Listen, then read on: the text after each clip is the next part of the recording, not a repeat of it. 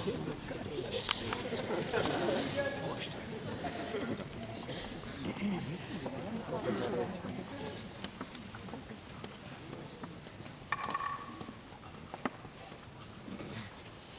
things first, we want to congratulate Oxford for a very impressive ENL performance today. Secondly, how many Oxford teams does it take to bring down these rays? 4!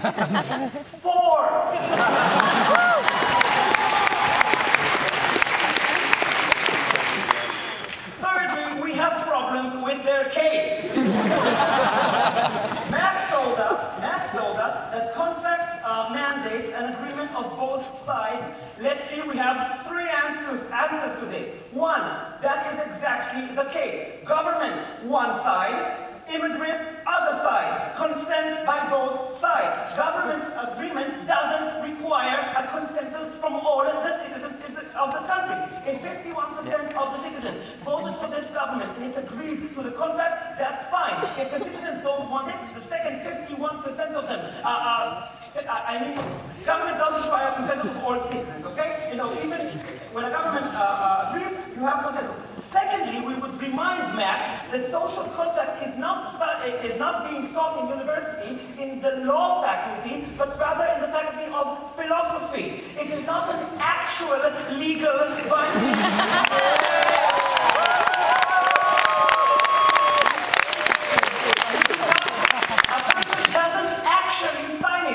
Baby does not go out of its mother and say, where's the form?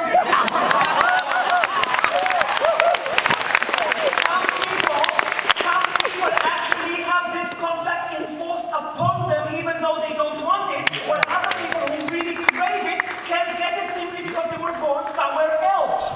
No, thank you. He said, what?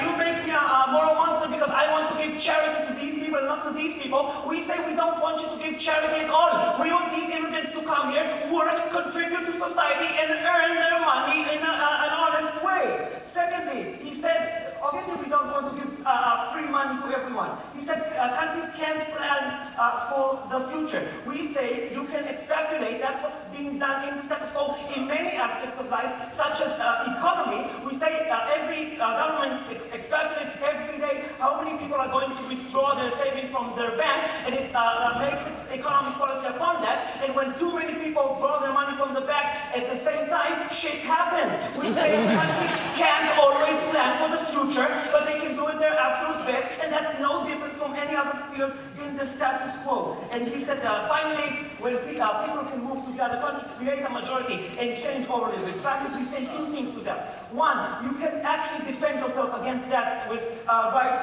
policies. For instance, we say the Constitution would be a good idea to hold your values in place. And when the day comes when 80% of the public wants to change the Constitution, and thus 80% of Parliament members vote for it, then the Constitution should change. Okay? Now, moving on. What are the consequences of the policy? What are the criteria for the accession to social contract and homogeneity versus heterogeneity? So they told us opposition raised a bunch of practical problems. They say it will only help the elite. No, it won't. Everybody can come. We say no, thank you. They said cultural ghettos. As long as there's order, no problem. It's just a case to improve law enforcement. We think a good social contract will ensure that's no problem. It will create nationalism and extreme policies. Quite a good case to fight nationalism and bad and extreme politicians. We think that on principle they agree with us. It's a good idea. They just said it will lead to some harm. We can solve harms.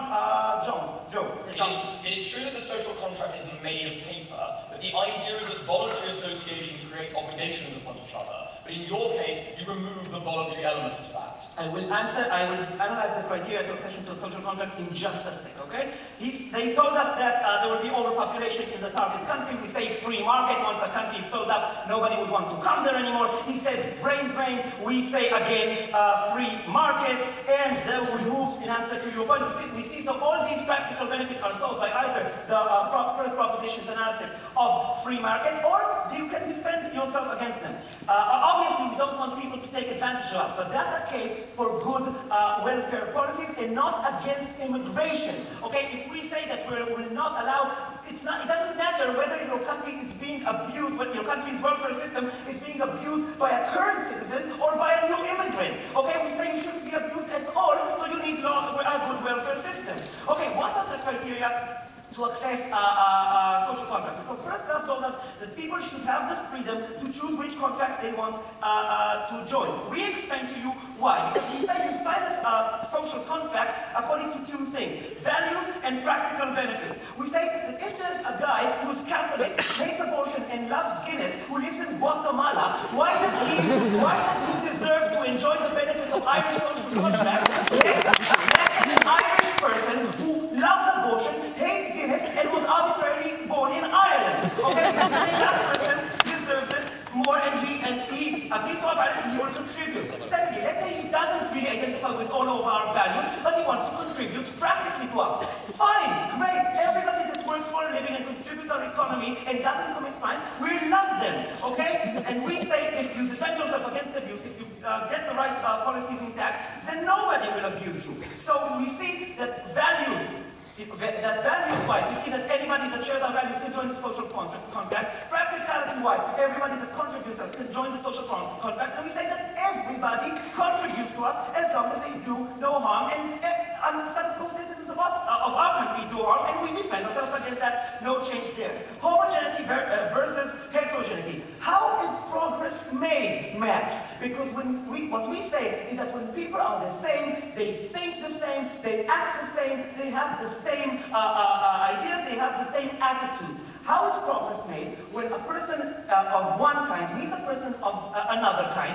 They share the good sides of each of them, combining them to create something new, and thus progress is made. We say when you meet a person who is exactly like you, no progress is being made. In fact, stagnation is being perpetuated. We say that that multi-ethnicity is a good thing. We say that if the Indians weren't to come here, you would still have crappy food. We would say that if there weren't any, that everybody contributes another society in some way, and you have not shown us otherwise. And on these grounds, we beg you to propose. Thank you.